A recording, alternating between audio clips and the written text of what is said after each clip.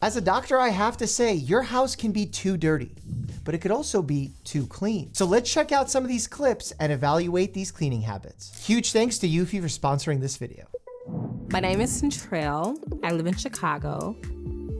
I'm 21. I'm a stay-at-home mom, and my addiction is cleaning. A lot of times this is related to, and I'm not making the diagnosis, but it's related to obsessive compulsive disorder. And many times it's not actually the cleaning itself, it's the compulsion of cleaning, which there's an important distinction there. Germs just make me sick. I actually just try to clean as much as I can because germs can and will kill you. Something that we all need to kind of wrap our heads around as we exist on this planet is that there needs to always be a balance within our bodies, outside of our bodies, within our minds.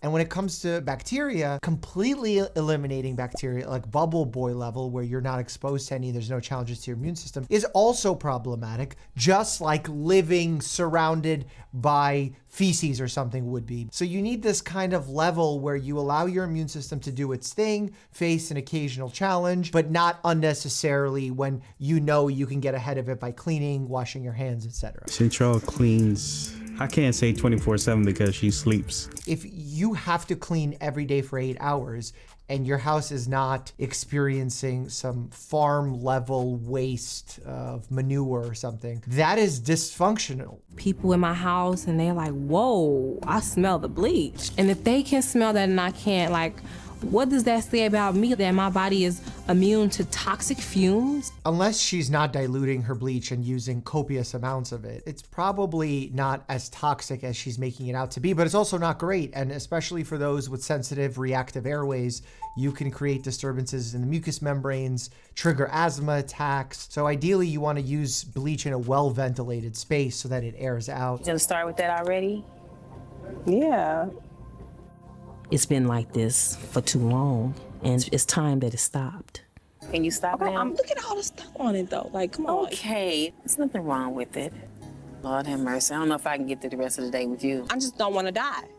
I don't want you to die either. No one's talking about dying here. As a doctor, I would be curious to ask her, you're saying you don't want to die. There's plenty of people in this restaurant eating. They're not washing and wiping down surfaces. Why do you think they're not dying? And just see how she processes that information. One of the ways to deal with it is to, first of all, lower the anxiety in general. Different ways to lower your anxiety is to exercise, because anxiety is energy, and exercise allows people to kind of work out that energy. I don't necessarily love saying that exercise is the treatment here.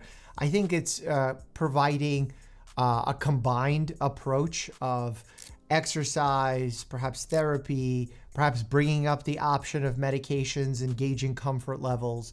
But when you just say exercise, it usually doesn't land well for a patient. And in fact, if I do recommend exercise, I ask them what they think about it and why they think I'm recommending it. One thing that also can help is journaling. What are your fears and your negative thoughts that you're having during the day, and start changing those. That type of journaling self-talk is a cornerstone of cognitive behavioral therapy, where you try and pinpoint what cognitive distortion you're experiencing. Like the idea, if there's some bacteria here, it can kill you. If you can talk to yourself that this is a catastrophizing cognitive distortion and say the rational version of this would be, perhaps this is dirty, but my body can have a defense system. I have an immune system. I'm immunocompetent. I fully be able to protect myself. And if I can, I'll wash my hands later before I eat, therefore limit the introduction of that germ into my body. That's the type of work that needs to be done. I mean, one of the worst states of a kitchen, hotel, inn I've ever seen in my entire career. We just hung out the other day at F1. Also, a owner that is delusional, and she's convinced herself that the place is run properly. And, you know, I'm really uneasy about just being in here. The smell is appalling. Everything feels dirty and I'm not convinced that even the bathrooms are that clean. I'll run a quick test. I wonder what test he's gonna run, because in order to have a culture, it takes time to grow it. So I'm curious what the test will be. Blacklight? I don't know. Quick bacteria test. There's a communal bathroom that I am uncertain about. When this thing reads 30, it indicates that it's a sort of a decent level of hygiene. I've no idea what tool this is. I have no idea what that is. And I don't think he does either because he was hesitating quite a bit. Anything over 30, then it gets into the danger zone. The mat, the smell under here is appalling. Is it just looking at like colony forming? I don't know. In these crevices, there's dirt. An outdoor rug like that, where you wipe your feet after you come in from outdoors, is bound to have bacteria on it. So I don't really think this is a fair test. In. Holy crap. I really need to know what that device is. What do you think the reading is? 100. 100. 50. 50. 60. 70. 70. 800 and... What is that? Hygienia. I'm gonna look this up. Clearly this is a legitimate device, but it's meant to check cooking surfaces, not mats where you wipe your feet. Like, is that an appropriate use of the tool? Or are we going for shock value here, Gordon? Come on. 803. Oh my God. Oops. 803. Oops. It smells like there's crap all over the floor. Probably because there's crap on the floor. Probably. Could be. What does that mean, could be? My first shift here, you were in the bathroom, and I think you had an accident on the floor, on the mat.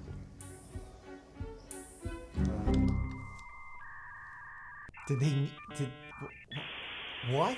Oh my God. I mean, yeah. There have been times when I have had diarrhea, but it doesn't happen very often. But why are you judging another human for having an accident? That happens. It's okay. And you clean it up and you move on. Back to the video in just a second, but first I want to tell you about Eufy, whose Omni S2 vacuum can make a huge difference in the cleanliness of your home. Look, I get it. As a practicing doctor, YouTuber, boxer, race car driver, dog dad, there's just not enough hours in the day sometimes for me to pick up and mop and clean up after my furry children. Seriously, it gets on and in everything. That's why I love the Eufy Omni S2, a robot vacuum that cleans for me with some really cool features like the self-cleaning roller mop that comes with a built-in electrolyzed water generator. It continuously sanitizes the mop during use, so I'm not just spreading around germs. A lot of vacuums lose suction power over time too. I actually want mine to last. The Omni S2 uses a fade-free suction system that maintains consistent suction power. That means longevity. Did you know that some vacuums actually produce filth? That's right, as they suck, they can actually leak dust back into the room that you just cleaned. Eufy's 5-layer filtration system prevents that exact kind of recycled waste. Pick up an Omni S2 now for a cleaner and healthier home. The best part, I got a discount code for you. Use this right here when checking out to knock a few bucks off the final total. I'm trying to help you clean out your house, not your wallet. All right, let's get back to the real cleaning. I've already done a walkthrough of the house, and basically, there's certain threats that I've been able to identify that could potentially cause you some harm.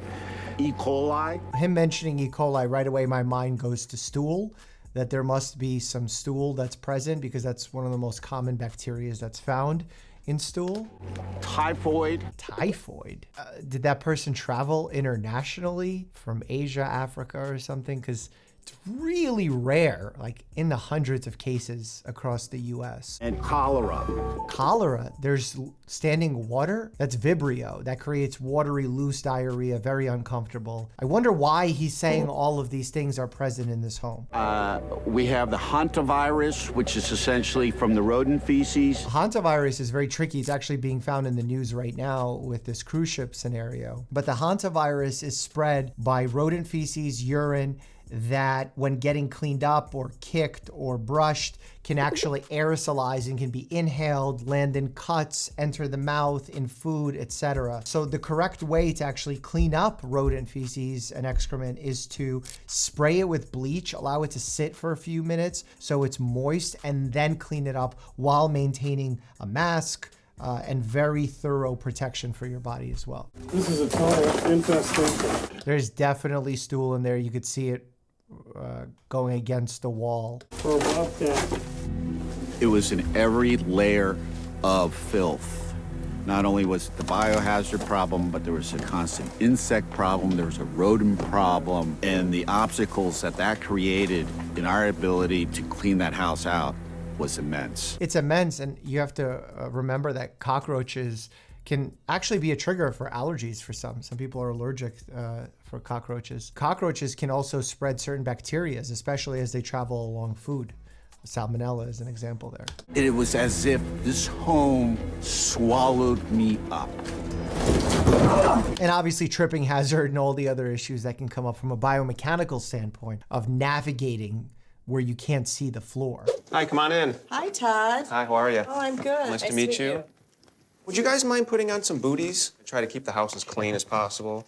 Doing some remodeling. No, I actually live like this. You do? Yeah. I try to Is he saying that sarcastically? Or no? So you keep the plastic on and everything all the time? Absolutely. I've always had the plastic here. Just trying to keep the perfect, cleanest house that I can. Now, do you have any concerns about the plastic? I've only had a couple slip and falls. A couple slip and falls is already a risk. I mean, I would diagnose that and put into the chart that this patient is a fall risk given their environment. The average house in Todd's neighborhood sells for around $250,000. By protecting nearly the entire house with plastic, Todd hopes to have his house appraised for at least $280,000. I live in a 3-bedroom, 3-bath house, but 2 of the bathrooms have never been used. You have your toilet wrapped with saran wrap as well. And does that get in the way? Well, I don't like stains. So this just helps protect everything. Okay.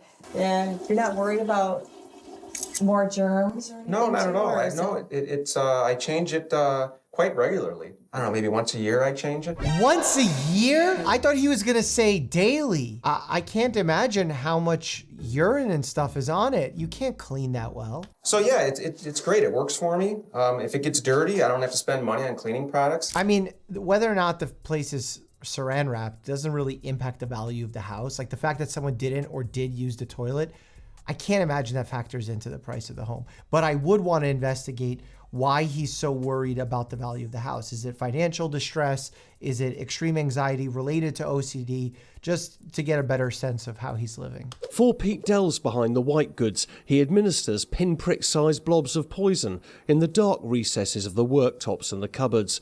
This poison is utterly delicious to the cockroach, and as cockroaches are also cannibalistic, secondary poisoning will knock out loads more. Well, this is the most National Geographic Discovery Channel-esque poisoning of cockroaches I've ever watched. Usually in areas where there's food, we tend to avoid chemicals and use those sticky traps, but interesting choice here. But nothing can prepare Pete for what's lurking in the dark. This is one of the worst stuff I've ever seen. Pete's going to have to use the whole arsenal of poisons available to him. Yeah, it feels like you have to really open up that house and shoot some serious insecticides in there. So with no time to waste, Pete liberally sprays the Fendona all round the kitchen. The spray won't kill the cockroaches immediately, but should have a drastic effect on them over the next few weeks. He'll have to return in 3 weeks to take stock of how all his various poisons and traps. There's no way someone's living there in the amount that he just sprayed all over the kitchen where people are cooking.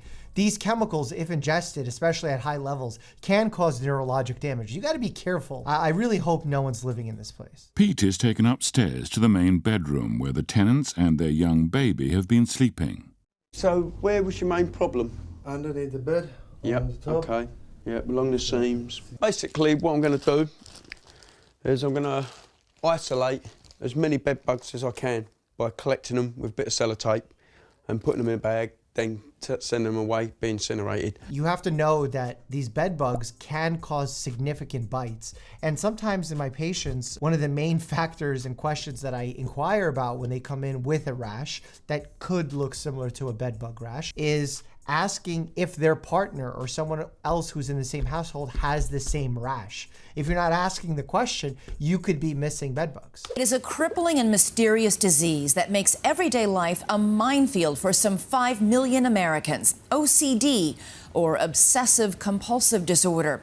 And one of those people is superstar comedian Howie Mandel. Oh, my good friend who was on my show and I was on his show. He makes millions of people laugh, but off stage, he can't shake hands with them or touch a doorknob or a glass or even be with his own family. I would love for the newscaster to not be as judgmental as she's being, or even glass. Like, let's be respectful. This is a condition that someone has and he clearly struggles with it. As our camera rolls, yeah, it's right here.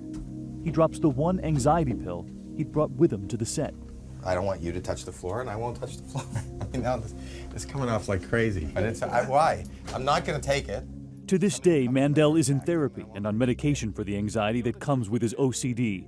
He won't say which kind because he knows the millions of adults suffering from OCD are also looking for a cure-all. For him, this latest medication came after working with his own doctor and therapist. That's a really good approach here. And I think now he's actually very proud of the medication he's taken. So interesting to see his mind shift there. So that means you'll go without it rather than have the one pill that you have. Right. This is precisely the kind of moment Howie Mandel kept secret for so many years, until he let it slip, his battle against OCD on The Howard Stern Show. You know, I've got a germ fetish. What is your big fear? You're going to get disease? You're going to get sick? Yeah. Did you want to take it back immediately? It was devastating to me. You know, I was incredibly embarrassed, and I thought I had humiliated my family. These days, especially on social media, there's been tremendous communities and support that has formed, but uniquely, it's also created some communities where it's almost celebrated to create pathology where there is none. So people experiencing sad moments in their life that are appropriate, or anxiety based on a stressful moment in their life, will diagnose themselves to feel as part of this community, or perhaps to get attention or affection on social media. And I will not say that's the majority of people, but it does happen, and it's an interesting concept or interesting patient case when it does occur. There are all sorts of shocking TLC medical shows. Click here to see that compilation, and as always, stay happy and healthy.